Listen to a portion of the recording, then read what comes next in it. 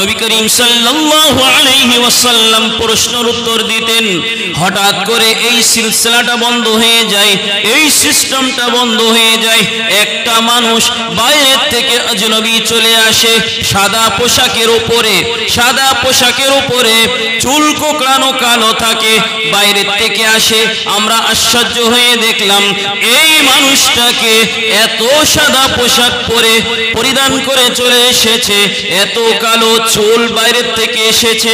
যদি মদিনার হয় আমরা তো চিনে যাব, কিন্তু যদি বাইরের হয় উটের উপর হয়ে সওয়ার হয়ে আসবে। কিন্তু জানি না এই মানুষটা এসে নবী করিম সাল্লাল্লাহু আলাইহি ওয়াসাল্লামের হাঁটুর উপরে হাঁটু রেখে হাঁটুর সাথে হাঁটু মিলিয়ে বসে যায়। নবী করিম সাল্লাল্লাহু আলাইহি ওয়াসাল্লামকে সালাম করে জিজ্ঞাসা করেন, ইয়া মুহাম্মদ আখবিরনি আনিল ইসলাম। ও মুহাম্মদ, আপনি ইসলামের ব্যাপারে আমাদেরকে সংবাদ দিন। ইসলাম কাকে বলে? আল্লাহর রাসূল সাল্লাল্লাহু আলাইহি ওয়াসাল্লাম বলেন, আনতাশহাদু বিল্লাহ ওয়া মালাইকাতিহি, আল্লাহকে তুমি ইবাদত করো, আল্লাহকে তুমি সাক্ষী রাখো, রাসূলের উপরে ঈমান আনো, সাথে সাথে যাকাত প্রদান করো, নামাজ কায়েম করো, রমজানের রোজা রাখো, হজ যদি তোমার উপর ফরজ থাকে হজ করো। সেই মানুষটা বলল, ইয়া মুহাম্মদ ক্বাদ সাদ্দাকতা, আপনি সত্য বললেন। তারপরে নবী করিম সাল্লাল্লাহু আলাইহি ওয়াসাল্লামকে জিজ্ঞাসা করলেন, ইয়া মুহাম্মদ আখবিরনি আনিল ঈমান। ও মুহাম্মদ, আমাকে ঈমানের ব্যাপারে আপনি খবর দিন, ঈমান কাকে বলে? আল্লাহর রাসূল সাল্লাল্লাহু আলাইহি ওয়াসাল্লাম বলেন, আনতুমিনা বিল্লাহি ওয়া মালাইকাতিহি ওয়া কুতুবিহি ওয়া রুসুলিহি ওয়াল ইয়াউমিল আখির ইলা আখিরিল হাদিস।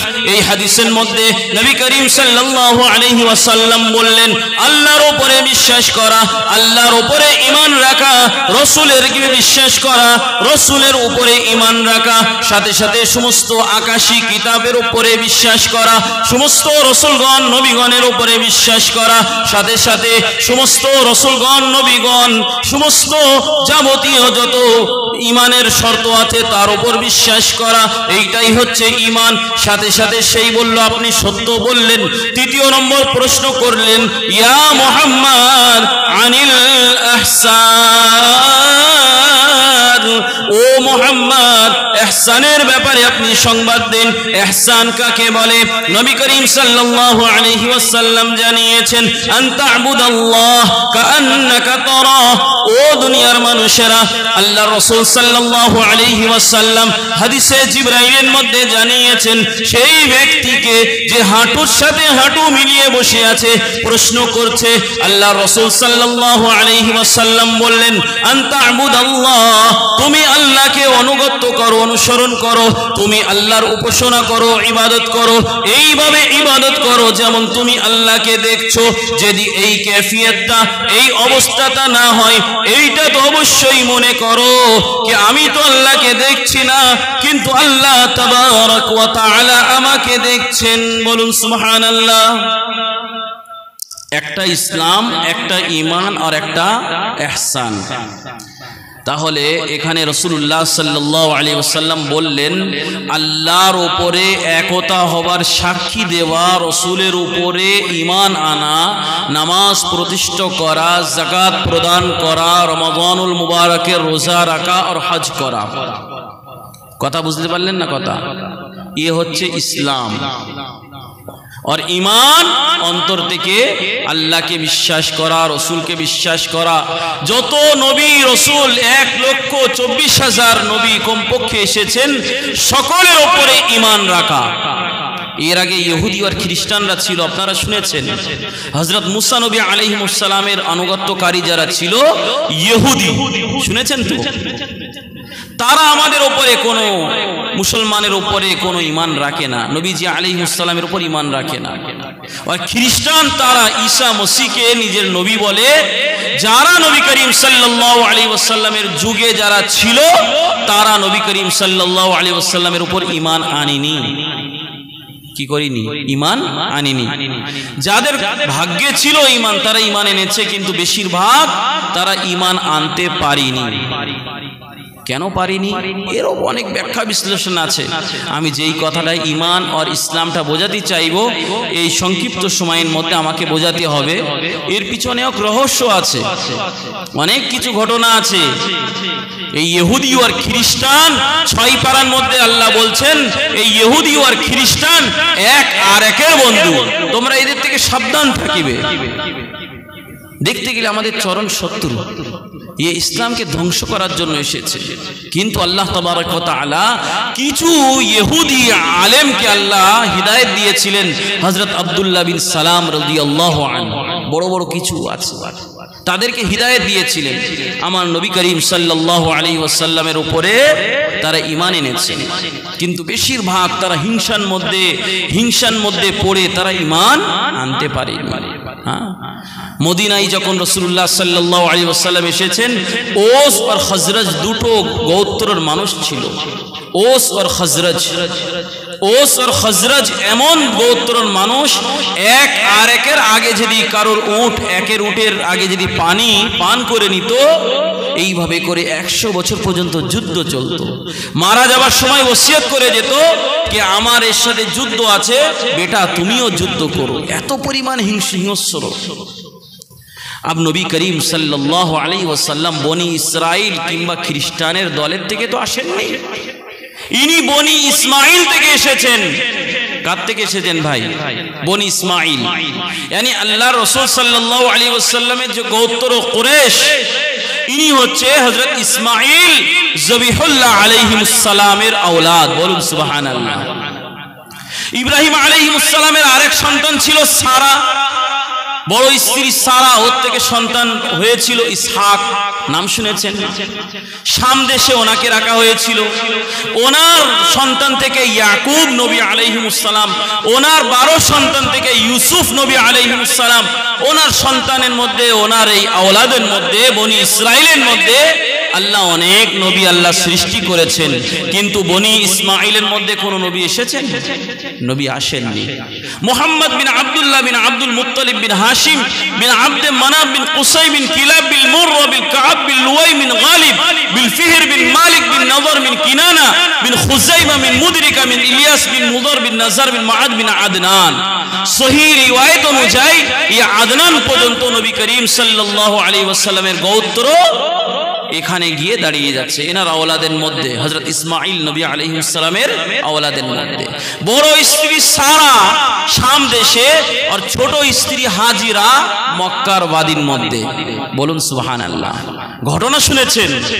এখন এই ইহুদি যারা ইয়াকুব নবী আলাইহিস সালামের আওলাদ, ওদেরকে বনি ইসরাইল বলা হয়। ইসরাইল হযরত ইয়াকুব নবী আলাইহিস সালামের নাম ছিল, আরবিতে যাকে আব্দুল্লাহ বলা হয়, সুরিয়ানি জুবানের মধ্যে ইসরাইল বলা হতো।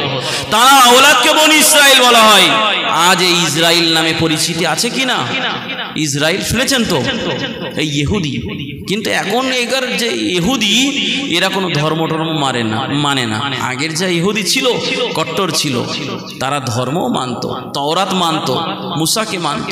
কিন্তু এখনকার সব নেই, শুধু ফিতনা ফাসাদ আর এগুলো। তো যাই হোক, তারা তাওরাতের মধ্যে পড়েছিল, ইনজিলের মধ্যে পড়েছিল যে একটা নবী আসবেন, খাতিমুজ নবিয়্যিন মুহাম্মদুর রাসূলুল্লাহ সাল্লাল্লাহু আলাইহি ওয়াসাল্লাম। তিনি আসবেন, তার হাতের উপরে আমরা বায়াত হয়ে মুসলমান হয়ে যাব। তাদের কিতাব তাওরাতের মধ্যে, ইনজিলের মধ্যে লেখা আছে। কিন্তু এই হিংসা कि बड़ो स्त्री सारार औलाद यानी बनी इस्राइलेर औलादेर मध्य मुहम्मदुर रसूलुल्लाह आसेनনি, এসেছেন কোথায়? মা আমিনার কোলে আর আব্দুল্লাহর ঘরে, আব্দুল মুত্তালিবের আঙ্গলের মধ্যে মুহাম্মদুর রাসূলুল্লাহ সাল্লাল্লাহু আলাইহি ওয়াসাল্লাম জন্মগ্রহণ করেছেন। বলুন সুবহানাল্লাহ। ইতিম, দুররে ইতিম, এমন ইতিম যে মায়ের কোলের মধ্যে হিরে, বাপ ফত হয়ে গিয়েছে পেটে থাকতে। আব্দুল্লাহ। তা এত পরিমাণে আমি হিংসা, ওরা মনে করতো কে এই বংশের মধ্যে আসবে। আর যখন নবী করিম সাল্লাল্লাহু আলাইহি ওয়াসাল্লামের উপর নবুয়ত এসেছেন, তিনি মক্কাবাসীদের সামনে থেকে 40টা বছর তাদেরকে সামনে থেকে যখন নবুয়ত পেলেন, তাদেরকে হিদায়াতের জন্য তাদেরকে একটা পাহাড়ের উপরে জমা করলেন। আর নবী করিম সাল্লাল্লাহু আলাইহি ওয়াসাল্লাম তাদের সামনে দ্বীন রাখলেন যে তোমার মযহব এই, তোমার দ্বীন এই, আমি তোমাদের রাসূল, আল্লাহ আমাকে প্রেরণ করেছে, পাঠিয়েছে। কিন্তু তারা অস্বীকার করে বসলো।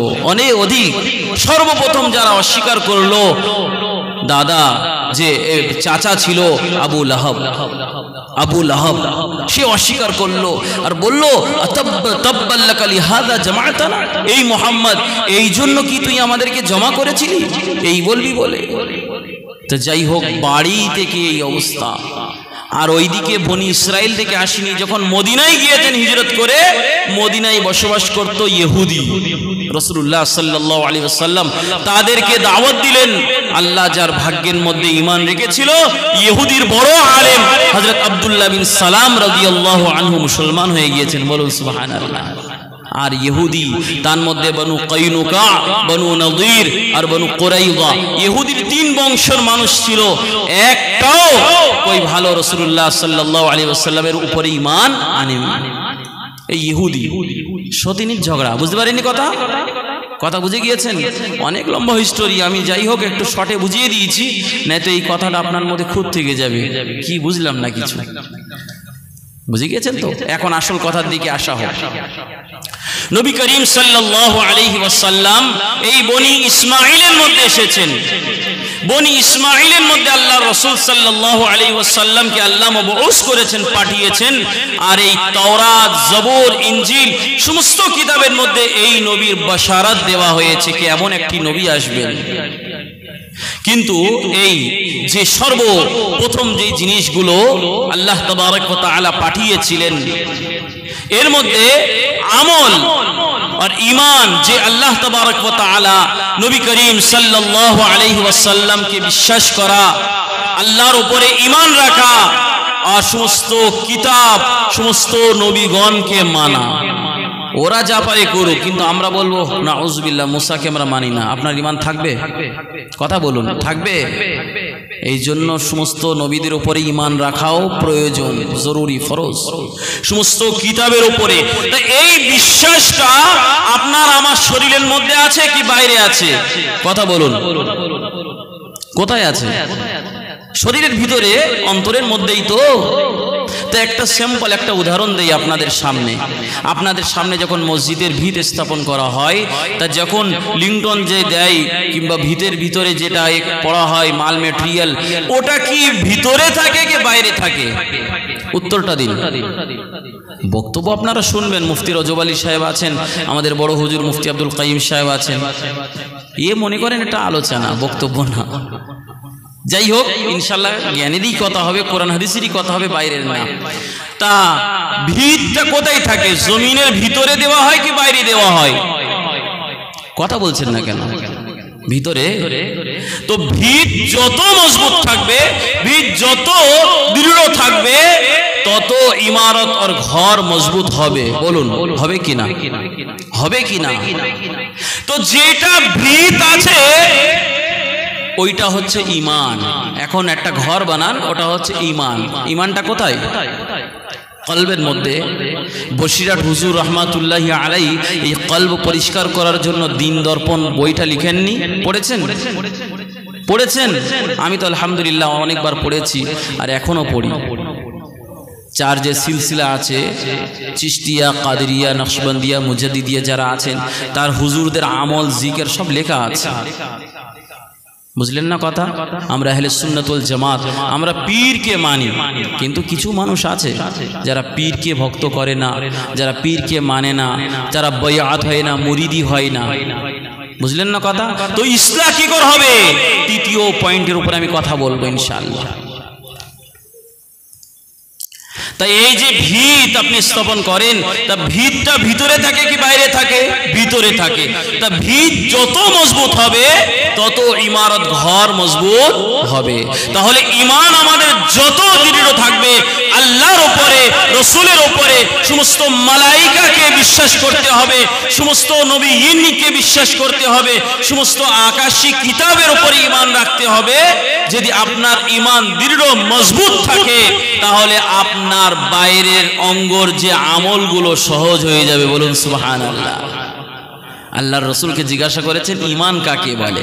রসুল জিজ্ঞাসা করে বললেন উত্তরের মধ্যে, আনতুমিনা বিল্লাহি ওয়া মালাইকাতিহি ওয়া কুতুবিহি ওয়া রুসুলিহি ওয়াল কদরি খায়রিহি ওয়া শাররিহি, যেটা আমরা ঈমানে মুফাসসালে পড়ি। যত মজবুত থাকবে, আজ আমাদের উপরে বালা মুসিবত আসে, আমরা বলি ইস ওই জায়গাটায় যদি না যেতাম তা অ্যাক্সিডেন্ট হতো না, এই বলি। তো এটা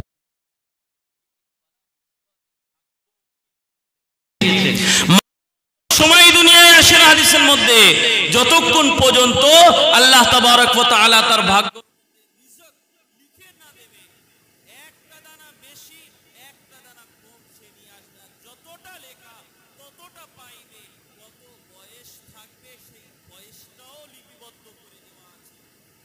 এক সেকেন্ড আগে এক সেকেন্ড পিছনে হবে না। ইযা জা আজালু মুসাম্মা ফালা ইস্তাখিরুনা সাআতাও ওয়ালা ইস্তাকদিমুন। সাল্লাল্লাহু আলাইহি ওয়াসাল্লামকে বলা হচ্ছে যে মরণের সময় যখন আসবে এক সেকেন্ড আগে পিছনে হবে না। আপনি আল্লাহর পথে রিজক অর্জন করছেন, আল্লাহ বরকত দিবেন, কিন্তু আল্লাহকে নাফরমানি করে রিজক অর্জন করছেন, মা বাপকে মনে কষ্ট দিয়ে রিজক অর্জন করছেন, ভাই বোন, বোন ভাইয়ের হক ফাঁকি দিয়ে রিজক অর্জন করছেন, তা কি তদবিরিও কিছু কাজ হবে ভাই? বলুন, হবে? হবে না। তো যত ঈমান মজবুত হবে আমল, আল্লাহ রাসূল সাল্লাল্লাহু আলাইহি ওয়াসাল্লাম বলছেন যে তুমি আল্লাহর উপরে ঈমান রাখো, দ্বিতীয় নম্বরের উপরে নামাজ প্রতিষ্ঠা করো, তৃতীয় নম্বরের উপর যাকাত প্রদান করো, চতুর্থ নম্বরের উপরে রোজা রমজানুল মুবারকের রাখো এক মাসের, আর 5 নম্বরের উপরে যদি শক্তি থাকে, হজ ফরজ থাকে, হজ জিন্দেগীর মধ্যে একবার হজ করো। বলুন সুবহানাল্লাহ। তো বলুন এই আমলগুলো, হজ করা, যাকাত দেওয়া, নামাজ পড়া, রোজা রাখা, এই অন্তরের থেকে আছে কি বাইরের থেকে আছে? কথা বলুন। এই অন্তরে যদি কেউ বলে আমি নামাজ পড়েছি, তাহলে ওর নামাজ আদায় হয়ে গেল? আমি বোঝাতে বইছি ভাই বাবাজিরা, আপনাদের বক্তব্য তো ইনশাআল্লাহ মুফতি সাহেবরা আছেন, যাই হোক এরকম আমি একটু বোঝাবার জন্য আপনাদের মাথা ব্রেনটা ফ্রেশ করছি। তা অন্তর যত মজবুত হবে এই আমলগুলো তত সহজ হবে। হবে কিনা বলুন? বলুন সুবহানাল্লাহ।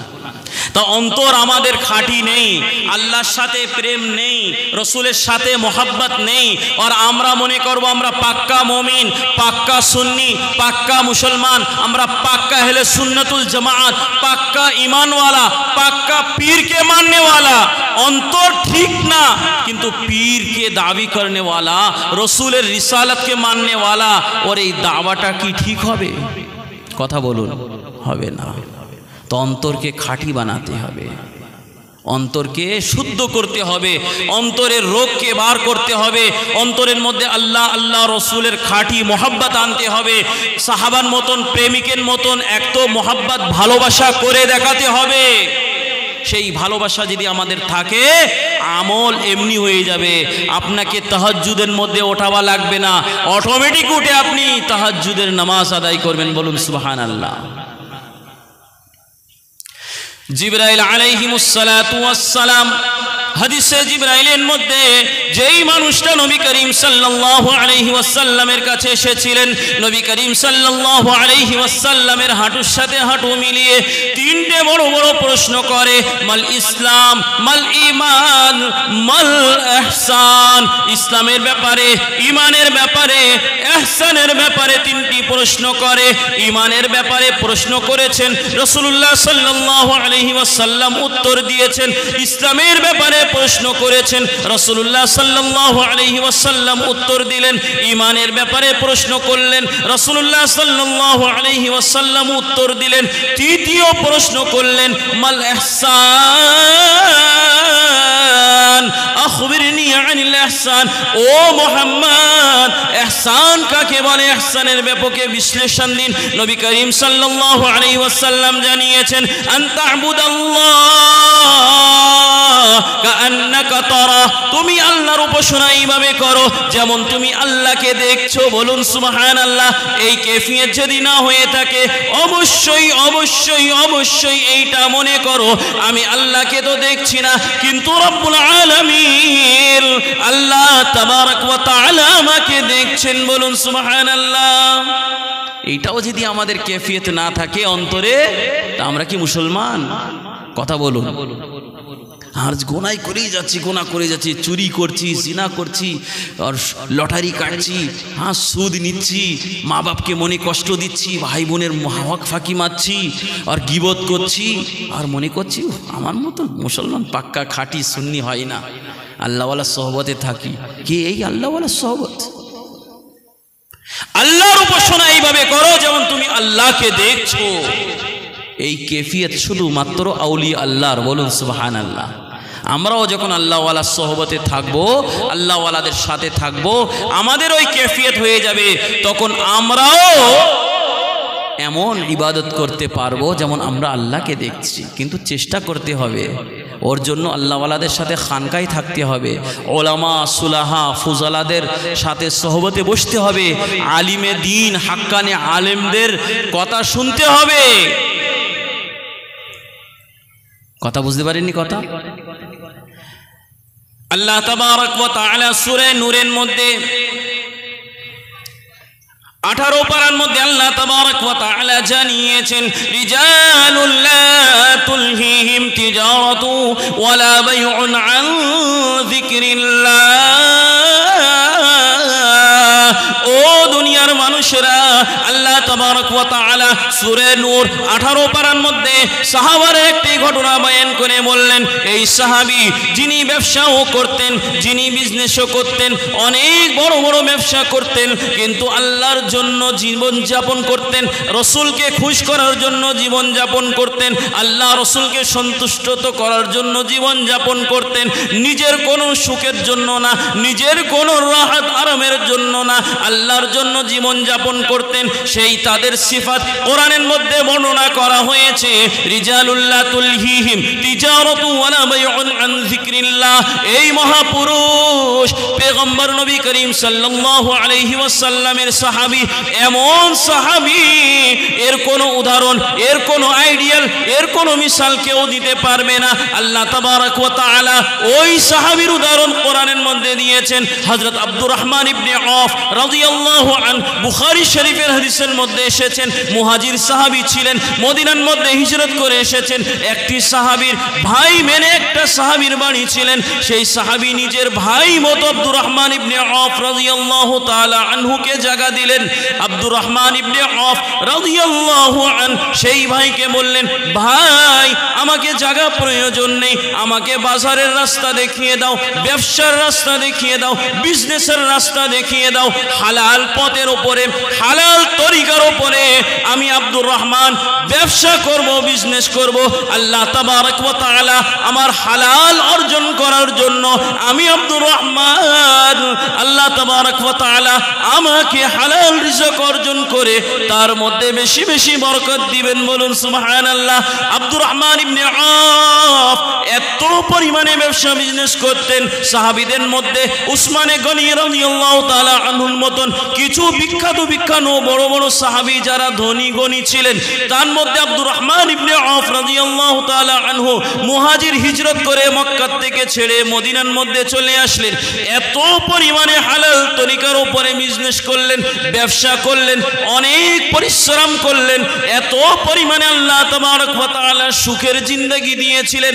এক সময় তিনি খাদ্য ভক্ষণ করার জন্য বসলেন, একটা না দুটো না, এইভাবে করে দুটো পেয়ালার মধ্যে বাটির মধ্যে তরকারি সবজি পেয়েছেন। কটা সবজি? কথা বলছেন না কেন?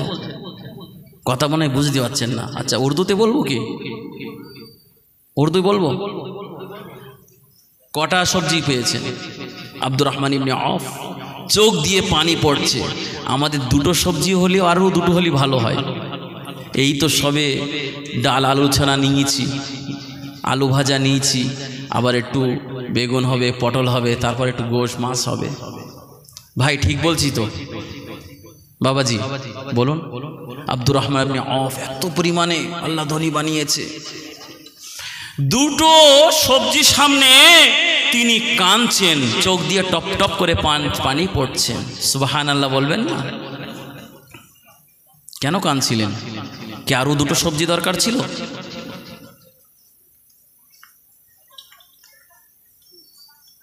কাঁদছেন, বলছে আমি আব্দুর রহমান এই যে দুটো সবজি আমি ভক্ষণ করি, আজ আমি ভক্ষণ করিব, কিন্তু আমার ভাই হামজা, নবী করিম সাল্লাল্লাহু আলাইহি ওয়াসাল্লামের চাচা ছিলেন না, আমার ভাই হামজা সে শহীদ হয়েছে, শাহাদাত পান করেছে, শহীদ করে দিয়েছে ওয়াহশী। সেই হিন্দা কলিজা চিবিয়েছিল, শুনেছেন তো? তার দফন কাফনের জন্য কাফনটা টেনে মাথায় দেয়, তা পা খুলে যায়, পাটা টেনে কফন টেনে পায়ের দিক দেয়, মাথা খুলে যায়। আহা, আমার সেই হামজা ভাইজানের কথা মনে পড়ে গেল। রাসূলুল্লাহ সাল্লাল্লাহু আলাইহি ওয়াসাল্লাম বললেন, মাথার দিকে কফনটা টেনে দাও, আর পায়ের ওপর ইজখির একটা ঘাস আছে মদিনার, সেই ঘাসটা, মক্কার সেই ঘাসটা ঢেলে দাও। আব্দুর রহমানকে মনে পড়ে গিয়েছে, আমরা হলে খেয়ে নেই, কিন্তু আব্দুর রহমান ইবনে আওফ। আল্লাহ তাবারক ওয়া তাআলা এই ধরনের সাহাবীর জন্য সূরা নূর 18 পারার মধ্যে আল্লাহ তাবারক ওয়া তাআলা জানিয়েছেন, রিজালুল লা তুলহিহিম তিজারাতু ওয়ালা বাইউন আন যিকরিল্লাহ। ও দুনিয়ার মানুষেরা, আমাদের জন্য নমুনা, আমাদের জন্য স্যাম্পল, আমাদের জন্য একটা আইডিয়াল আল্লাহ বানিয়েছে এই প্রেমিক সাহাবী রাসূলুল্লাহ সাল্লাল্লাহু আলাইহি ওয়াসাল্লামের প্রেমিক। এই সাহাবীদের জীবন আমাদের জন্য অনেক প্রয়োজন। এমন ধরনের সাহাবার জন্য আল্লাহ তাবারক ওয়া তাআলা বললেন, তারা ব্যবসা করেন, বিজনেস করেন, অনেক কর্মকাণ্ড, অনেক কিছু করেন, অনেক কিছু তারা উপার্জন করেন, কিন্তু তাদের এই ব্যবসা, তাদের এই তিজারত, তাদের এই ধরো কর্ম করা আল্লাহ তাবারক ওয়া তাআলার মনোযোগ, আল্লাহ তাবারক ওয়া তাআলার স্মরণ জিকির থেকে অমনোযোগীর মধ্যে ঢালে না। আজ আমরা ব্যবসার মধ্যে চলে যাই, জোহরের আজান হচ্ছে, আসরের আজান হচ্ছে, মাগরিবের হয়ে গেল, কানে পড়ছে, কিন্তু কি নামাজের জন্য আমরা যাই ভাই? একটা গ্রাহক এসে গিয়েছে, যাক এর ছেড়ে দেয়, এর ছেড়ে দেয়, শয়তান ওই সময়। এই জন্য হাদিসের মধ্যে ফজরের নামাজ আর আসরের নামাজ অনেক বেশি ফজিলত। এই দুটো নামাজের মধ্যে একটা তো মানুষ ঘুমের মধ্যে থাকে, আর আসরের মধ্যে মানুষ ব্যবসা বাজারে থাকে। আর আসরের নামাজের সুন্নত আগের যে 4 রাকাত সুন্নতে গিয়ার মুআক্কাদা, যেটা কখনো পড়াও যায় কখনো ছাড়াও যায়, কিন্তু তার যে এত বড় ফজিলত, বুঝলেন না কথা? দিন তো লা ইকরাহা ফিদ্দিন, জবরদস্তি আপনাকে কোনো মুসলমান করেছে কেউ? আপনি পড়তে হবে, পড়ুন, না তো কাফির বেঈমান। শরীয়ত আপনাকে বলছেন কতটা আপনি পড়তে পারেন, আগ্রহ কত আপনার মধ্যে। তো ইমানের ব্যাপারে শুনেছেন, ইসলামের ব্যাপারে শুনেছেন, ওর মধ্যে আগ্রহ তৈরি করাকে বলা হয় ইহসান। বলুন সুবহানাল্লাহ। আল্লাহ রাসূল বলছেন, আনতাবুদাল্লাহ কাআন্নাকা তারা, আল্লাহর উপাসনা এইভাবে করো যেমন তুমি আল্লাহকে দেখছো। বলুন সুবহানাল্লাহ। আর যদি এরকম না হয় তো অবশ্যই এটা মনে করবে কি আমি তো আল্লাহকে দেখছি না, কিন্তু আল্লাহ তাবারক ওয়া তাআলা আমাকে দেখছেন। তাহলে গোনা হবে? বলুন হবে? এটা কোথায় বসে বসে? দোকানে বসে বসে হবে এগুলো? আল্লাহওয়ালাদের সহবতে, আলিমদের সহবতে। কথাটা বুঝাতে পেরেছি? বুঝেছেন তো? আমি যেই কোরআনের সূরা আসরের আয়াত ধরেছিলাম শেষ করব, চিন্তা করবেন না, ইনশাল্লাহ টাইম আছে, অবশ্যই তার মধ্যে যাব, কিন্তু কথাটা বুঝাতে পেরেছি ইনশাল্লাহ। তো যাই হোক, ঈমান আল্লাহর বড় নেয়ামত।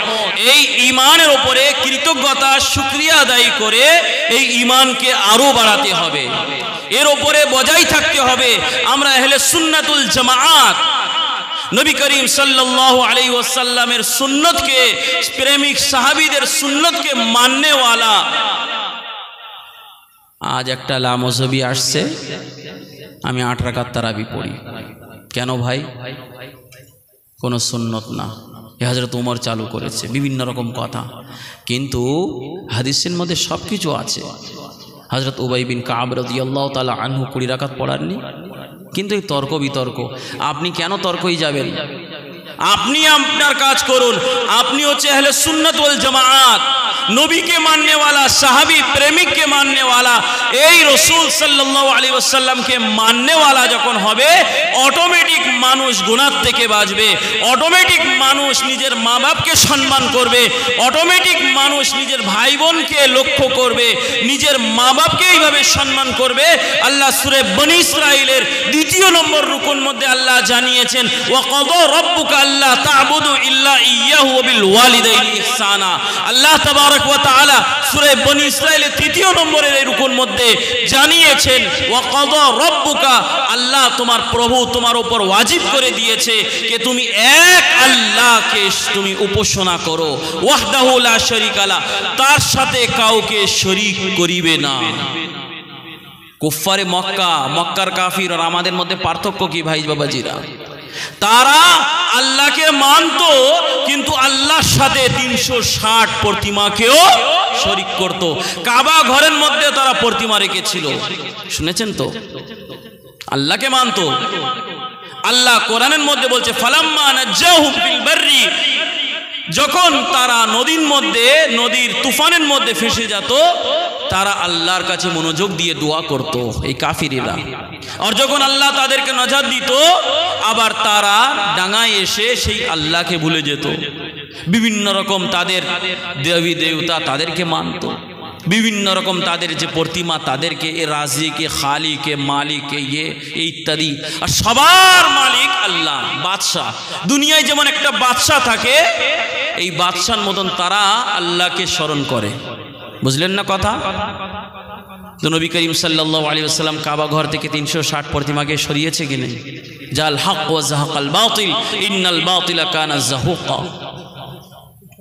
তো নবী করিম সাল্লাল্লাহু আলাইহি ওয়াসাল্লাম পুরো পরিষ্কার করে এক ঈমানের আল্লাহর রাসূল সাল্লাল্লাহু আলাইহি ওয়াসাল্লাম তাদেরকে আহ্বান করলেন, এক আল্লাহকে মানতে হবে, আল্লাহর সাথে কাউকে শরীক করা যাবে না। কিন্তু আজ আমরা কি করি? আল্লাহর সাথে শরীক করি, আমাদের ঈমান দুর্বল। আপনি বলবেন হুজুর কিভাবে? আমি বলি, একটা আছে শিরকে খফি, রিয়াকারি করা, দেখানি করা, কোনো কাজের মধ্যে রিয়াকারি আমরা করি না, দেখানি করি না। তো এই আমরা দেখানি কখন করব? যখন আমাদের অন্তর ভালো থাকিবে, আমরা কখনো দেখানি করব না। আল্লাহ কোরআনে হাদিসে কুদসির মধ্যে বলছে, যেই মানুষ কারোর জন্য দেখানি করে কোনো আমল করবে, কিয়ামতের দিবসে সেই মানুষ থেকে সে বুঝে নেবে আমি রব্বুল আলামিন তাকে কিছুই করব না। তা আমরা দেখানি করি, শিরকে খফি, এটাও শিরক। আর শিরকে জেলি, আল্লাহর সাথে সরাসরি কাউকে শরীক করা, আবার সিফাতের মধ্যে করা হোক কি জাতের মধ্যে করা হোক। জাতের মধ্যে তো আল্লাহর সাথে অন্য কোনো সঙ্গীকে শরীক করা, আর সিফাতের মধ্যে যেমন আল্লাহ শুননেওয়ালা জাননেওয়ালা, অন্য কাউকে শুননেওয়ালা জাননেওয়ালা। যদি আমরা বলি যে ওই ডাক্তারের কাছে গিয়েছিলাম, উনি ওষুধ দিয়েছে, আমার এই ওষুধটা খেয়ে একদম রোগ সেরে গিয়েছে, নাউজুবিল্লাহ। ভাই সেলিম ভাই, আপনি যদি আমাদেরকে সহযোগিতা না করেন, তা আমার কে আছে যে আমাকে সহযোগিতা করবে? কথার মধ্যে আমরা বলি কি না? বসিরহাট হুজুর রহমাতুল্লাহি আলাইহি কলিমাতুল কুফর পড়েননি? অনেক শব্দ এমন হয়ে যায় যে কুফর আদা হয়ে যায়। আর যদি স্বামী স্ত্রী থাকে, কুফর বলার ক্ষেত্রে নিকাহ বিবাহ ভেঙে যায়, ভঙ্গন হয়ে যায়। বাংলা কিতাব আছে, আপনারা পড়তে থাকেন। আমরা যখন সেইভাবে ইনশাল্লাহ আমরা হলে সুন্নাত ওয়াল জামাআতের দাদা হুজুরের মতদর্শের লোক, আর বসিরহাট হুজুর ব্যারিস্টার রহমাতুল্লাহি আলাইহির আমরা কিতাব অনুযায়ী আমরা পড়ি, সেইভাবে আমরা চলবো। কথা বুঝতে পারলেন? কথা বুঝেছেন তো? তা আমরা একটা একটা শব্দের মধ্যে শিরকও করে ফেলছি। দেখা যাচ্ছে আপনি যদি আমাদেরকে না দেন, কে দেবে? ইয়া ওই ডাক্তারের কাছে গিয়েছিলাম, ওর ওষুধ খেয়ে ও ডাক্তারটা আমার রোগ ভালো করে দিয়েছে, এই যদি কেউ বলে, বুঝলেন তো কথা? তো আমাদেরকে একদম খুব হিসাব করে চলা উচিত ভাই বাবাজিরা। তো এই জন্য এই হিসাব করে চলবেন কখন? যখন আপনি কোনো আলেমের সোহবত অর্জন করবেন। বলুন সুবহানাল্লাহ। কোনো আলেমের সোহবতে থাকিবেন, তখন আপনি অর্জন করবেন। তো আল্লাহ তাবারক ওয়া তাআলা সূরা আসরের মধ্যে জানিয়েছিলেন, ইল্লাল্লাযীনা আমানু ওয়া আমিলু আমিলুস সালিহাত।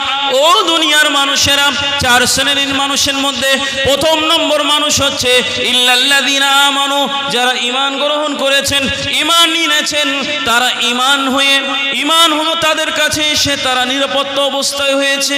ওয়া আমিলুস সালিহাত, আর নেক আমল করেছে। ঈমান বড় এক নেয়ামত, আল্লাহ ফিরির মধ্যে যখন দিয়েছে তার শুকরিয়া আদায় করা দরকার, যেমন আমি পূর্বে বলেছি। अब আমলে সালেহ, ঈমান আমাদের আছে আলহামদুলিল্লাহ, কিন্তু আমলে সালেহ আপনার নামাজ হবে, রোজা হবে, যাকাত হবে, হজ হবে, এগুলো কি আমলে সালেহ, এগুলো হচ্ছে ইসলাম। যেমন আমি স্যাম্পল দিয়েছিলাম, উদাহরণ দিয়েছিলাম, ভিতের মধ্যে যেগুলো থাকে তাকে আমরা ভিতরের মাল মেটেরিয়াল বলে, মজবুতি বলে আমরা এখানে লাগিয়েছিলাম। যেমন ঈমান আমাদের অন্তরের মধ্যে দেখা যায় না, আর যেগুলো দেখা যায় ইমারত হয়ে গেলে, যেমন জানালা আছে, দরজা আছে, আছে কি না, এগুলো দেখা যায়। তো নামাজ দেখা যায় কি দেখা যায় না বলুন? দেখা যায়। রোজা দেখা যায়, হজ দেখা যায়, বলুন, যাকাত দেখা যায়। তো এই হচ্ছে ইসলাম।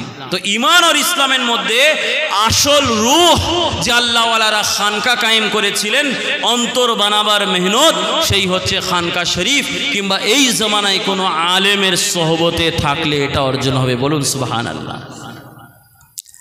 আপনি কাঁচা পেঁয়াজ দেখেছেন, যখন কাঁচা পেঁয়াজ চিবাবেন, খাবেন, তাহলে কাঁচা পেঁয়াজ খালে চিবলে আপনার কি হবে? দুর্গন্ধ বার হবে। ঠিক বলুন, ঠিক বলছি তো? আর যখন ওই তেলের সাথে ওই পেঁয়াজটা যখন ফ্রাই করে নেওয়া হবে, তেলের সাথে যখন ওকে ফ্রাই দেওয়া হবে, সেই পেঁয়াজ থেকে দুর্গন্ধ আর বার হবে। তখন সুগন্ধ বিরিয়ানির ওপরে ছাড়া হয়, বিভিন্ন রকম খিচড়ার ওপরে আর হালিমের ওপরে তাকে দেওয়া হয়। দেওয়া হয়, বলুন, দেওয়া হয়? দেওয়া হয়। তার মূল্য বেড়ে গিয়েছে। কেন? নিজের জাতকে কোনো বড় শক্তির সামনে নত করে দিয়েছে। বলুন সুবহানাল্লাহ। তো আলিমের সোহবতে থাকবেন, বলুন ইনশাআল্লাহ, তাহলে ইনশাআল্লাহ কিছু না কিছু ঈমান টাটকা রাখতে পারবেন। এমনি নিজে আর চায়ের দোকানে বসে আমরা মুসলমান, আমরা ঈমান, আমরা তো একদম নবী সাল্লাল্লাহু আলাইহি ওয়াসাল্লামের মাননেওয়ালা, একদম সুন্নতি, এই খাটবে না। এইসব ধোঁকা, দুনিয়ার ধোঁকা ভাই বাবাজিরা। আমরা সেইভাবে আল্লাহ রসুলকে মানে যদি হয়, তো প্রিয় প্রেমিক সাহাবীদেরকে দেখতে হবে, প্রেমিক সাহাবীদেরকে দেখতে হবে, তার অনুগত্য করতে হবে। রাসূলুল্লাহ সাল্লাল্লাহু আলাইহি ওয়াসাল্লাম বলেছিলেন, এই সাহাবী, এই আমার সাহাবী, তাদের ঈমান আল্লাহ পরিপূর্ণ করে দিয়েছে, তাদের ঈমান আল্লাহ বানিয়ে দিয়েছে।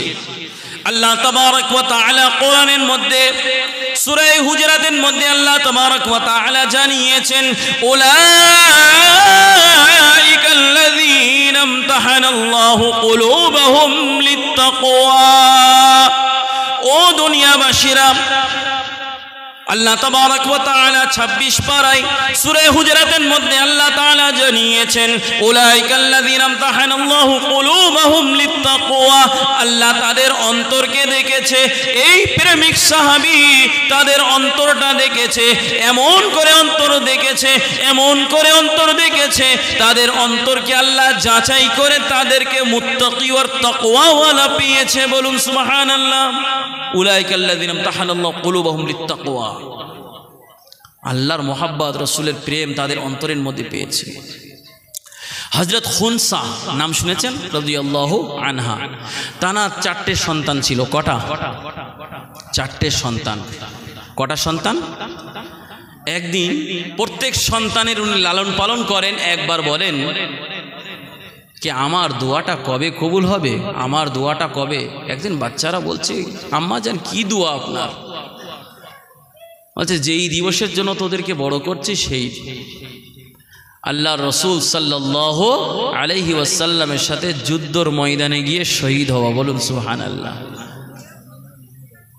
হযরত খুনসা রাদিয়াল্লাহু আনহা দোয়া করছেন, বলছে, আম্মা জান আপনি কি এত বড় করে লালন পালন করে আমাদেরকে যুদ্ধর ময়দানের মধ্যে এই পাঠিয়ে দিয়ে আপনি কি এইভাবে আমাদেরকে শহীদ করাবেন?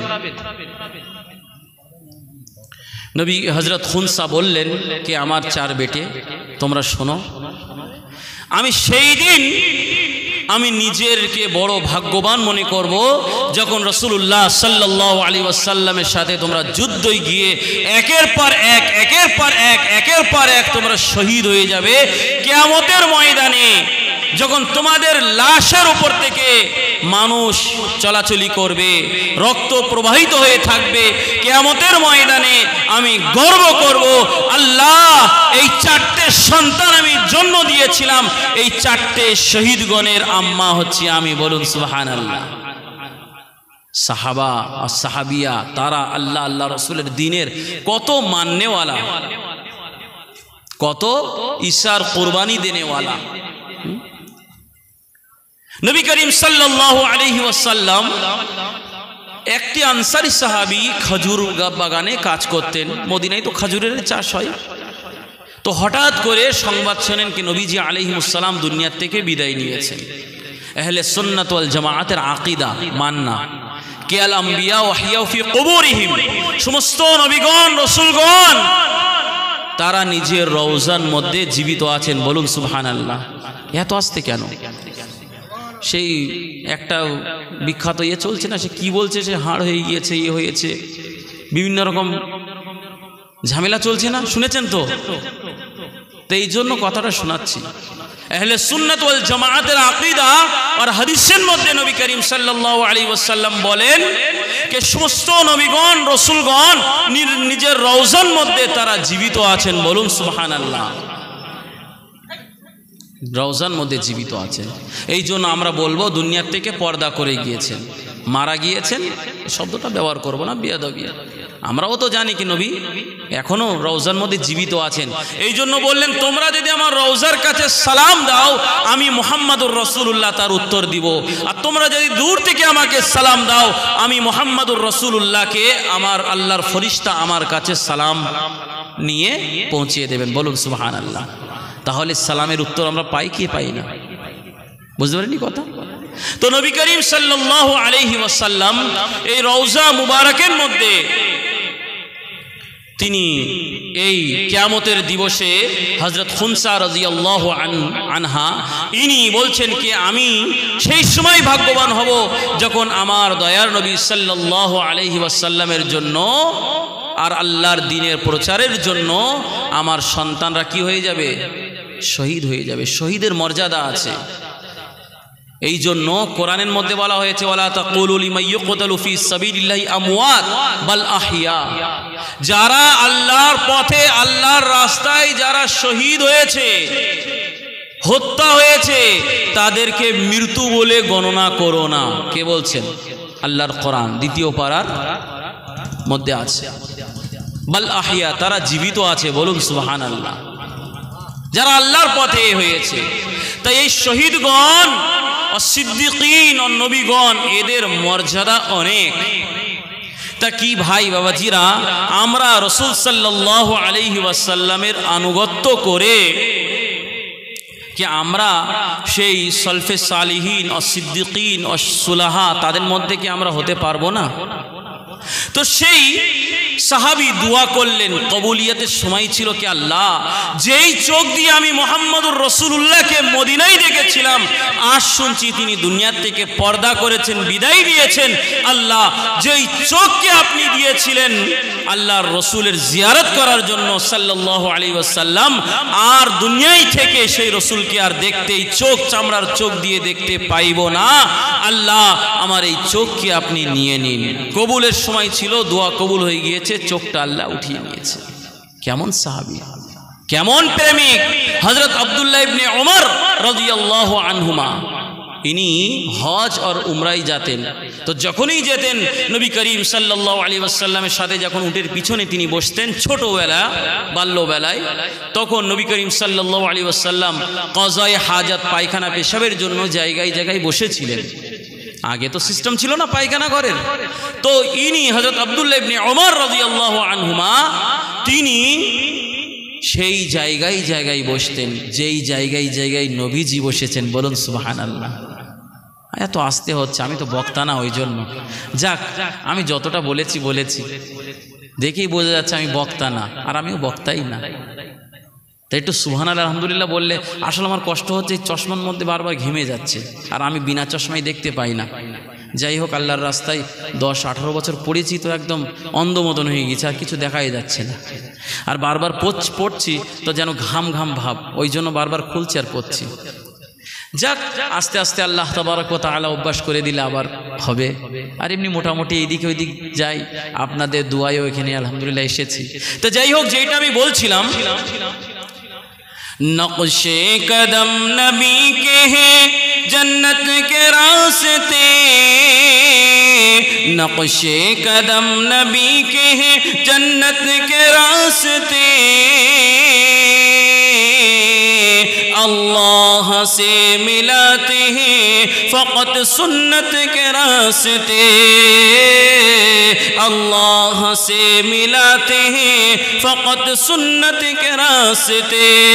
उर्दू को भी बोलें, नक्शे कदम नबी के हैं जन्नत के रास्ते।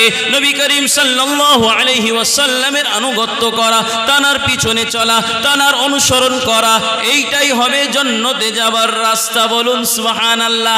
আল্লামা সাদি শিরাজি রাহিমাহুল্লাহ, যিনি লিখেছেন গুলিস্তান নামী কিতাবের মধ্যে, বালাগাল উলা বিকামালিহি কাশাফাত দুজা বিজামালিহি হাসুনাত জামিউ খিসালিহি সাল্লু আলাইহি ওয়া আলিহি, এই কিতাবের মধ্যে, আগামী একটি কিতাবের মধ্যে তিনি লিখলেন, বোস্তা নামী আরেকটি কিতাব ফার্সি ল্যাঙ্গুয়েজের মধ্যে তিনি লিখলেন, সেই কিতাবের মধ্যে তিনি লিখলেন, খিলাফে পয়গম্বর কসেরা গুজির কে হরগিজ মঞ্জিল না খাহাদ রসির। আল্লামা সাদি সিরাজি বড় আল্লাহওয়ালা ছিলেন, তিনি লিখছেন খিলাফে পয়গম্বর, পেগম্বর সাল্লাল্লাহু আলাইহি ওয়াসাল্লামের পদ্ধতি ছাড়া অন্য কোন তরিকা কোন সাকসেস হবে না, জান্নাতে যাবার রাস্তার জন্য যথেষ্ট হবে না। বলুন সুবহানাল্লাহ।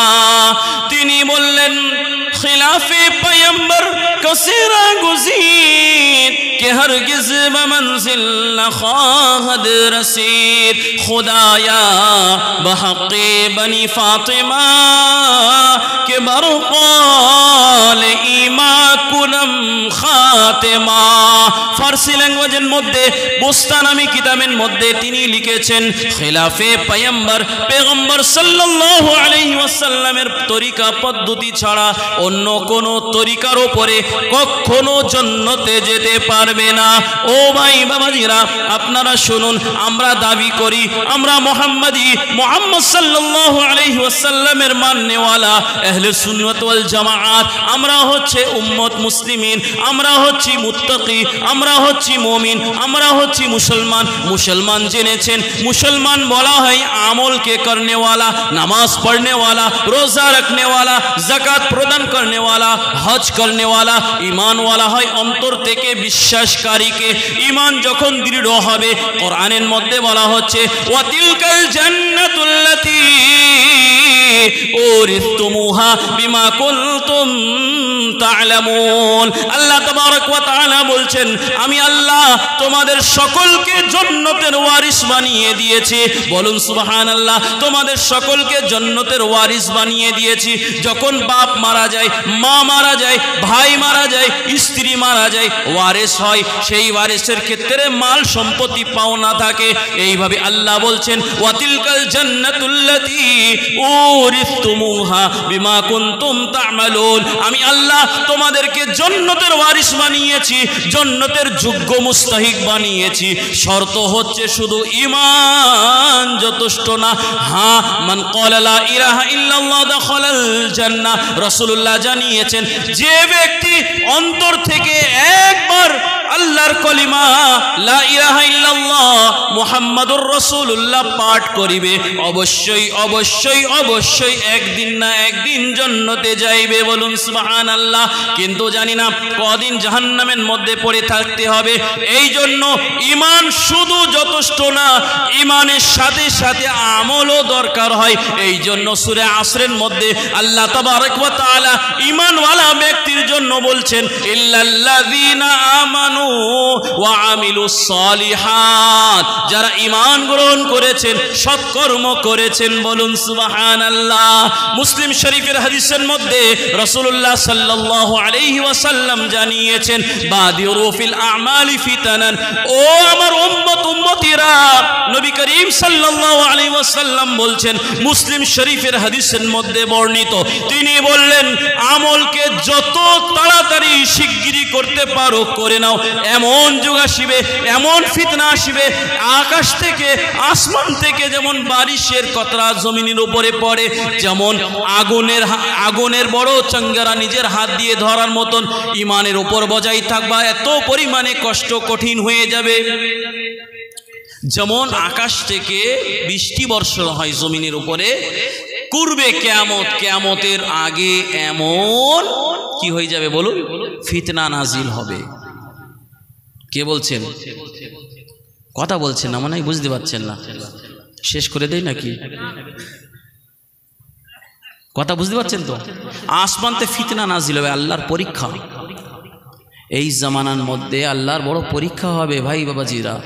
এই পরীক্ষার মধ্যে কোটি কোটি মানুষের মধ্যে মনে হয় হাজার বাছাই করে নেবে আল্লাহ, আর সবার ঈমান এইভাবে বাড়িয়ে যাবে, যেমন খামিরের মধ্যে থেকে চুলকে টেনে নেওয়া হয়, এইভাবে আমার আপনার অন্তর যদি সেই আল্লাহ আল্লাহ রসুলের নকশে কদম পথে না থাকে, মোহাব্বত না থাকে, ভালোবাসা না থাকে, অন্তর থেকে কিছু নেই, মুখে শুধু দাবি থাকে, আল্লাহ তাবারক ওয়া তাআলা অন্তর থেকে ঈমানকে বাহির করে নেবেন। ফিতনা। কথা বুঝতে পারেননি? আমি তো আলোচনার জন্য এসেছি, শুধু আলোচনা হচ্ছে, অস্ত করবেন। মুফতি সাহেব আসছেন। মুসলিম শরীফের সেই হাদিসের মধ্যে রাসূলুল্লাহ সাল্লাল্লাহু আলাইহি ওয়াসাল্লাম বলছেন, বাদিরু ফিল আমালি ফিতানান, যত শিগগিরই হোক, যত তাড়াতাড়ি হোক, আমলগুলো করে নাও, না তো এমন সময় আসবে না কিয়ামতের সময় আমল করতে চাইলেও পেটের মধ্যে সুদের পয়সা আছে, পেটের মধ্যে হারাম পয়সা আছে, মদের পয়সা আছে, বিভিন্ন রকম গোনার পয়সা আছে। তাই এই পেটের মধ্যে যদি হারাম মাল থাকে, কি সৎ আমলের উপরে সে কি উৎসাহিত হবে? 18 পারা, কোন পারা? 18 পারা সূরা মুমিনুনের মধ্যে আল্লাহ তাবারক ওয়া তাআলা নবীদেরকে বলছেন, ইয়া আইয়ুহান নবী কুলু মির রিজকিল্লাহ, হ্যাঁ, কি তোমরা আল্লাহর রিজক খাও, হ্যাঁ, তাইয়্যিবাত, মানে হালাল রিজক তোমরা ভক্ষণ করো।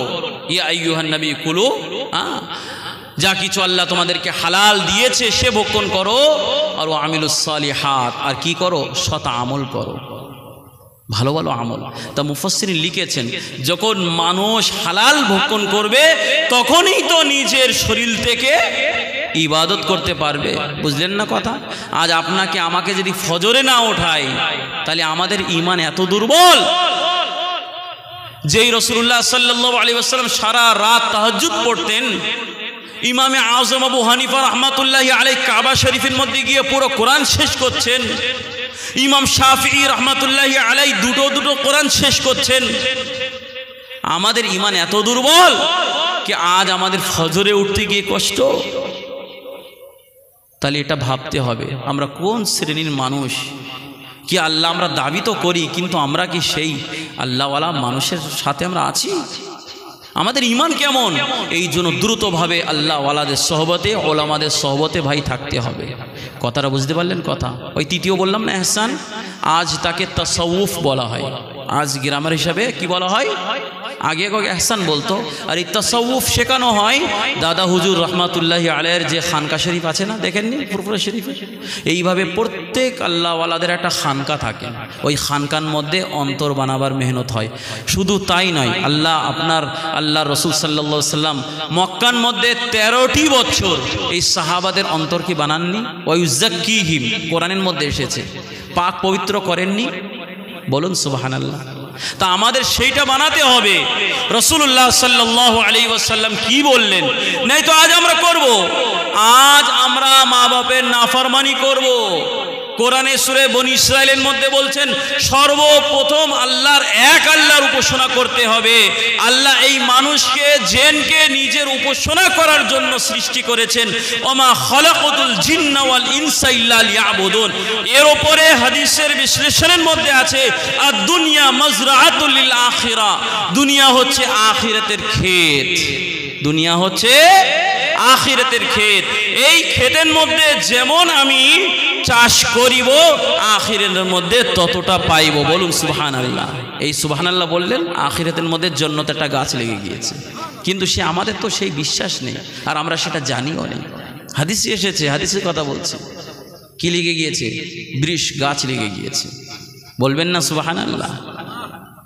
আল্লাহ তাবারক ওয়া তাআলার কোরআন সূরা শূরার মধ্যে 25 পারার মধ্যে আল্লাহ তাবারক ওয়া তাআলা জানিয়েছেন মান কানা ইউরিদু হারসাল আখিরাতি নাজিদ লাহু ফি হারসি ওয়া মান কানা ইউরিদু হারসাদ দুনিয়া নুতিহি মিনহা।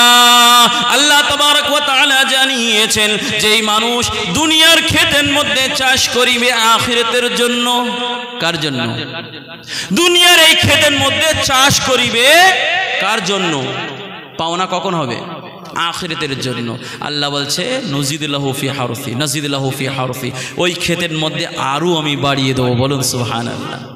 এই জন্য তো দোয়া শিখিয়েছেন রব্বানা আতিনা ফিদ দুনিয়া হাসানা ওয়া ফিল আখিরাতি হাসানা। আল্লাহ দুনিয়ার মধ্যেও কল্যাণ দাও আর আখিরাতের মধ্যেও কল্যাণ দাও, আর জাহান্নাম থেকে ওয়াকিনা আযাবান নার, জাহান্নাম থেকে কি করো? বাঁচিয়ে নাও। দোয়া শেখাননি আছে না কোরআনে? তেই তো এই জন্য দোয়া করতে হয়। নবী করিম সাল্লাল্লাহু আলাইহি ওয়াসাল্লামের যে শব্দ মুখ দিয়ে বাড়িয়েছে সেই শব্দ আজ আমরা মুখস্থ করি না। আমাদের বসিরহাট হুজুর রহমতুল্লাহি আলাইহি নামাজ শিক্ষা লিখেছেন, কমসে কম সাধারণ মানুষ নামাজ শিক্ষা, উজু, গোসল, তাহারাত কি আছে কমসে কম পড়তে তো পারি। যদি কঠিন শব্দ হয় কোনো আলিম থেকে কোনো মানুষকে তো আপনি জিজ্ঞাসাও করতে পারেন না, কিন্তু সেই তৌফিক হয় না। কেন হয় না? ওইটাই আমি বলছি, হবে না তৌফিক। কোটি কোটি মানুষের মধ্যে থেকে হাজার না, তার মধ্যে থেকে ছাঁটাই করবে, বাছাই করবে, সকলকে আল্লাহ বেঈমান করে দেবে, কাফির মুরতাদ করে দেবে। আমি বলছি না, মুসলিম শরীফের হাদিস, নবী করিম সাল্লাল্লাহু আলাইহি ওয়াসাল্লাম বললেন, একবার দুরূদ শরীফ পড়ুন, আল্লাহুম্মা সাল্লি আলা সাইয়্যিদিনা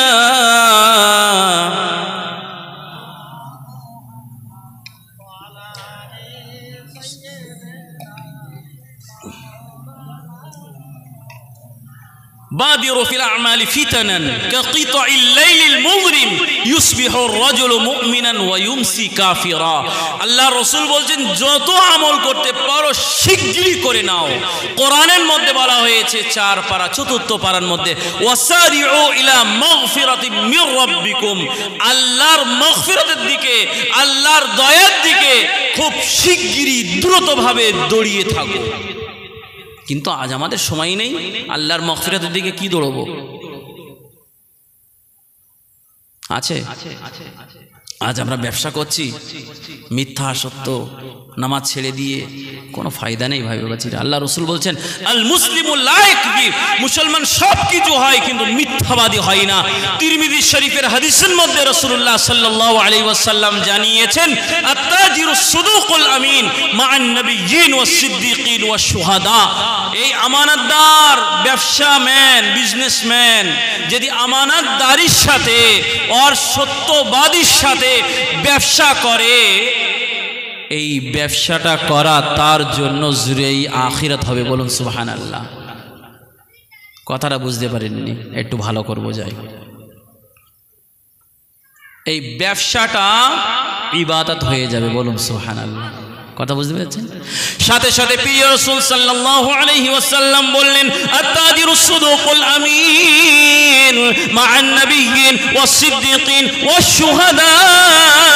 আল্লাহ রাসূল সাল্লাল্লাহু আলাইহি ওয়াসাল্লাম বললেন সত্যবাদী ব্যবসাম্যান, বিজনেসম্যান, যে সত্যর সাথে ব্যবসা করছে, বিজনেস করছে, সে আমানতদারির সাথে বিজনেস করছে, ব্যবসা করছে, সে কিয়ামতের দিবসে দুনিয়ার মধ্যে আল্লাহ তাবারক ওয়া তাআলা তাকে তার বদলা তার সিলা দেবে, কিন্তু কিয়ামতের দিনে সে নবীদের সাথে, সিদ্দিকিন, শুহাদা, আউলিয়া আল্লাহর সাথে কাতারে থাকিবে। বলুন সুবহানাল্লাহ। তাহলে ব্যবসাটা কি হয়ে গেল? দিন আপনার শেখায়নি কে শুধু জিকির করো বসে বসে আর নামাজ পড়ে কপালে দাগ করো। বউও রাখতে হবে, বাচ্চাও রাখতে হবে, ব্যবসাও করতে হবে। তিজারাত আল্লাহ রসুল বাপ বেনেও দেখিয়েছে, স্বামী বেনেও দেখিয়েছেন, শ্বশুর বেনেও দেখিয়েছেন, ইমাম বেনেও দেখিয়েছেন, কাঈদ আর কমান্ডার বেনেও দেখিয়েছেন, ইমাম বেনেও দেখিয়েছেন, সৈয়দুল আম্বিয়া ওয়াল মুরসালিন বেনে দেখিয়েছেন, রাহমাতুল লিল আলামিন বানিয়ে দেখেছেন। দেখেছেন কি না? আপনি শুধু তসবি নিয়ে ওই খানকা শরীফে কিংবা আজ কিছু মানুষ সাধারণ অন্য দলের যারা মানুষ বিভিন্ন রকম বলে আল্লাহ আল্লাহ, না। এই জন্য কোরআনে বলা হয়েছে লা রাহবানিয়াতান বিত্তাওয়া, ইসলামের মধ্যে কোনো রহবানিয়াত নেই, কোনো সাধু সন্তপন নাই। ইসলাম ওকে বলে যে নিজের স্ত্রী রাখে, নিজের বাচ্চা রাখে, নিজের সংসার রাখে আর নিজের সমস্ত যাবতীয় সমস্ত কর্মকাণ্ডর সাথে আল্লাহর উপাসনা ইবাদত করিবে খাঁটি মনের সাথে। বলুন সুবহানাল্লাহ। একটা অন্ধ যদি এসে বলে ভাই হুজুর আমি বদনজরি করি না, তা আপনি কি বলবেন? হেই কি বলছিস পাগল, তুই তো অন্ধ, কি কোনো মেয়ে ছেলেকে দেখবি, তুই কি বদনজরি করবি? আপনি এই বলবেন? বলুন। আর যদি কোনো স্বভাব কোনো মানুষ পুরুষ এসে যদি বলে হুজুর আমি গুনাহ থেকে আল্লাহর দয়া আলহামদুলিল্লাহ বেঁচে থাকি, আল্লাহর দয়া আলহামদুলিল্লাহ আমি গুনাহ থেকে বেঁচে আছি, তা তাকে বলবেন হ্যাঁ যাক। এই জন্য এই যারা যুবক তাদেরকে কিয়ামতের আল্লাহর আরশের ছায়া পাবেন। বলুন সুবহানাল্লাহ। যারা নিজের যুবক বেলাকে আল্লাহর ইবাদত উপাসনার মধ্যে লাগিয়েছে, কিয়ামতের ময়দানে আল্লাহর আরশের ছায়া 7 শ্রেণী, এক রিওয়ায়াত অনুযায়ী 10 শ্রেণীর মানুষের মধ্যে এই এক শ্রেণীর মানুষ যারা রাজুলুন নাশা ফি ইবাদাতিল্লাহি তাআলা। বলুন সুবহানাল্লাহ। এমন পুরুষ যে নিজের ইবাদত এই জওয়ানি অবস্থায় যুবক বেলা আল্লাহর উপাসনা করেছে, সেও থাকবে। যদি বলে হুজুর আমি তো বদনজরি করি না। কোরআনের মধ্যে 18 পারা সূরা নূরের মধ্যে আল্লাহ তাবারক ওয়া তাআলা বললেন, ও মুহাম্মদ সাল্লাল্লাহু আলাইহি ওয়াসাল্লাম বলে দিন, কুল লিল মুমিনিনা ইয়াগুদ্দু মিন আবসারিহিম ওয়া ইয়াহফাযু ফুরুজাহুম। ও নবী আল্লাহ আপনি আপনার সাহাবাকে বলে দিন নিজের দৃষ্টিকে নিচে রাখুন, এইটা আপনার জন্য পবিত্রতম। বলুন সুবহানাল্লাহ। আজ ফোকাস করছে চোখ দিয়ে আর পরিপূর্ণ হচ্ছে নিজের শরমগা পেশাব পায়খানার জায়গা দিয়ে। জিনা ব্যভিচার হচ্ছে কিনা? আল্লাহ বললেন কুল লিল মুমিনিনা ইয়াগুদ্দু মিন আবসারিহিম, আপনি বলুন মুমিনদেরকে মুমিনাদেরকে কে নিজের চক্ষুকে হিফাজত করুক আর নিজের শরমগা পেশাব পায়খানার গুপ্ত স্তনকে হিফাজত করুক। বলুন সুবহানাল্লাহ। এক হাদিসের মধ্যে বললেন এই দুটো জবড়ার মধ্যে যেই অঙ্গ আছে জিবা, আর দুটো টাং পায়ের মাঝখানে যেই অঙ্গ আছে পেশাব পায়খানার জায়গা গুপ্ত স্থান, যে হিফাজত করিবেন আমি মুহাম্মাদুর রাসূলুল্লাহ তাকে জান্নাতের জামানত দিচ্ছি। বলুন সুবহানাল্লাহ। বুঝলেন না কথা? কথা বলতে গিয়ে আমাদের কি কই বলে দেই আর কি। এই জন্য আল্লাহর কোরআন বলছে দৃষ্টিকে নিচে রাখো, যদি এটা নিচে হয়ে যায় অটোমেটিক কি হয়ে যাবে? বলুন হয়ে যাবে কি না? তা এই রাজুলুন শাবুন নাশা ফি ইবাদাতিল্লাহি তাআলা, যদি একটা যুবক ভাই বলে কি আমি বদনজরি করি না, তা আপনি বলবেন হ্যাঁ। কেন? এর মধ্যে আল্লাহ নাফরমানির মাদ্দা রেখেছে, মানুষের মধ্যে আল্লাহ নাফরমানির মাদ্দা রেখেছে। আপনি আমি নাফরমানি করতে পারবো, অস করে অস শুনে আমাদের ঈমানকে বাড়াতে পারবো। বলুন সুবহানাল্লাহ।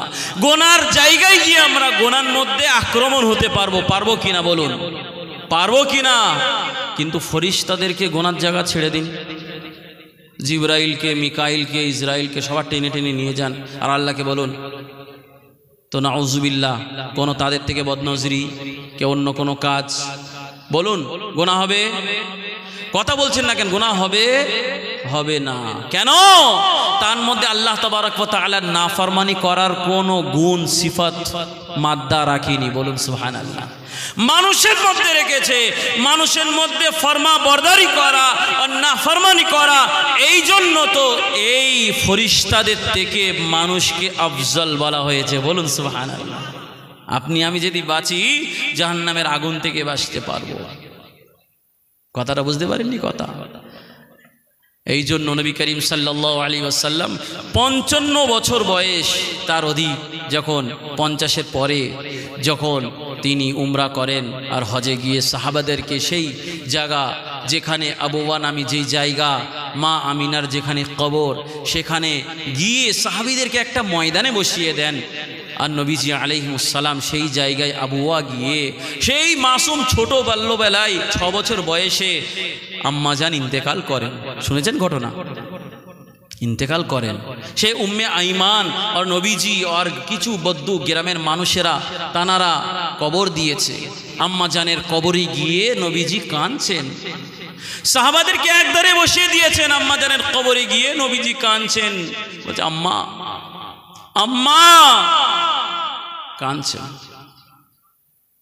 50 বছর হয়ে গিয়েছে, পার হয়ে গিয়েছে, তার অধিক, কাঁদছেন। আমার আম্মা, আপনি আওয়াজ দিন মুহাম্মদ, আমি যদি নামাজের মধ্যে থাকি খোদার কসম নামাজকে আমি ভেঙে দিয়ে আপনার আওয়াজের সাড়া দিব, বলুন সুবহানাল্লাহ। মার হক জানিয়েছেন। ওয়েস করনি নাম শুনেননি? নবীজির জামানায় ছিলেন, কিন্তু নবী করিম সাল্লাল্লাহু আলাইহি ওয়াসাল্লামের যারা একবার চক্ষু দিয়ে দেখে ঈমান গ্রহণ করেছেন তাদেরকে সাহাবী বলে, তাদেরকে জন্য বলা হয়েছে রাদিয়াল্লাহু আনহু ওয়া রাদু আন, তারা হয়েছে আল্লাহর বন্ধু, তারা হয়েছে জান্নাতি, বলুন সুবহানাল্লাহ। কিন্তু মার খিদমতের জন্য ওয়েস করি তিনি নবীজির জিয়ারত পর্যন্ত করতে পারেনি, ওই জামানায় ছিলেন।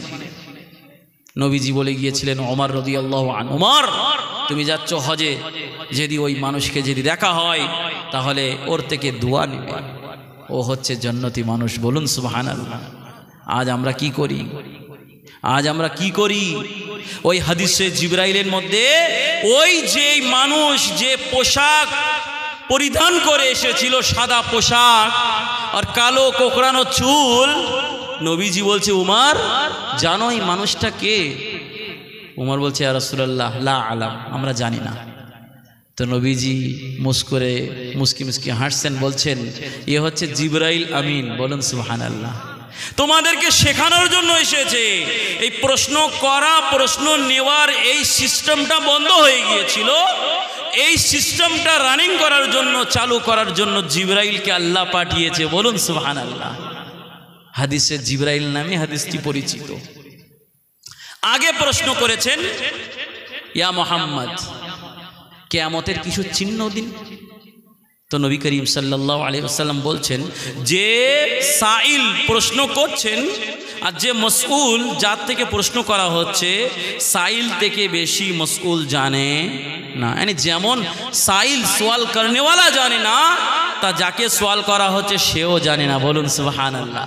কিন্তু বড় বড় কিছু আলামত বলে দিয়েছে। অন্য অন্য হাদিসে আছে যখন মা বাপকে জলিল করা হবে, নাফরমানি করা হবে, সাহাবারা আশ্চর্য করতেন ইয়া রাসূলুল্লাহ, মা বাপকে নাফরমানি করা হবে, জলিল করা হবে? আল্লাহ রাসূল সাল্লাল্লাহু আলাইহি ওয়াসাল্লাম, হ্যাঁ এমন জামানা আসবে। এই জন্য তো সূরা বনী ইসরাঈলের মধ্যে আল্লাহ তাবারক ওয়া তাআলা দোয়া বলে দিয়েছেন রব্বিরহামহুমা কামা রাব্বায়ানি সগীরা, বলুন সুবহানাল্লাহ। দোয়া শিখিয়েছেন। যখন ইবাদতে হাকিকি আল্লাহর করেছি তাহলে এই মা বাপ তার সামনে নত হবা, তার সামনে আমাদেরকে তার অর্ডার হুকুম মানা আমাদের জন্য ফরজ, তার ইতাআত খিদমত আমাদের জন্য ওয়াজিব। এই জন্য উফিল লাকুমা, যদি তিনি আরবি শব্দের মধ্যে একটা ছোট শব্দ উফুন, এই শব্দ আপনাকে আমাকে যদি মা আব্বা বলে কি বেটা এই জিনিসটা আনো, তা আমরা কি বলি? উফ করি। আল্লাহ বলছেন এটাও যেন না হয়, বরং তাদের জন্য দোয়া করো কি আল্লাহ আমার মা বাপ যেমন আমাদেরকে লালন পালন করেছিলেন কষ্টের সাথে, তাদেরকে আল্লাহ আপনি রহমত বর্ষণ করুন, বলুন আল্লাহুম্মা আমিন। কত কষ্ট করেছে, বুঝলেন না কথা? আজ আমাদের মধ্যে মা বাপের আমরা হক ভুলে গিয়েছি, মা বাপের হক ভুলে গিয়েছি। বোনের হক ভুলে গিয়েছি। জমি আমরা বোনকে দিতে চাই না। আমরা হুকুকুল ইবাদ, বান্দার হক আমরা বন্ধ করে দিয়েছি। হুকুকুল্লাহ, আল্লাহর হক, এটাও আমরা ফাঁকি মেরেছি। হুকুকুল ইবাদ কোন বান্দার হক। আপনি যতই নামাজ পড়ুন, রোজা রাখুন, কিন্তু কাউকে আঘাত দিয়েছেন, কাউকে চড় মেরেছেন, কারোর গীবত, নিন্দা, পরনিন্দা, পরচর্চা করেছেন, যতই ইবাদত করুন, সেই বান্দাদের থেকে যতক্ষণ ক্ষমা না চাওয়া হবে, বান্দা অন্তর থেকে আপনাকে ক্ষমা না করিবে, প্রভু রব্বুল আলামিন আপনাকে ক্ষমা করিবে না। হুকুকুল ইবাদ, আজ আমরা এগুলো ভুলে গিয়েছি। বোনের হক আমরা ছেড়েছি, মা বাপের হক আমরা ছেড়েছি। তো ভাই বাবাজিরা, আমাদের মুফতি সাহেব, মুফতি রজব আলী সাহেব এসে গিয়েছেন, আমাদের অতিথি মেহমান, খুসুসি মেহমান। আলহামদুলিল্লাহ, আজ আমরা বক্তব্য শুনবো, মনোযোগ দিয়ে শুনবেন। আমি তো একটু আলোচনার জন্য বসেছিলাম আপনাদের সামনে, আসলে আমাদের হুজুর এসে গিয়েছে, বক্তব্য রাখবেন। কিন্তু যেই কথাটা আমি শুরু করেছিলাম 2 মিনিট ওই কথার উপরেই আবার শেষ করছি। মুসলিম শরীফের সেই হাদিস, বাদিরু ফিল আ'মালি ফিতানান কাকিতাইল লাইলিল মুযলিম ইউসবিহু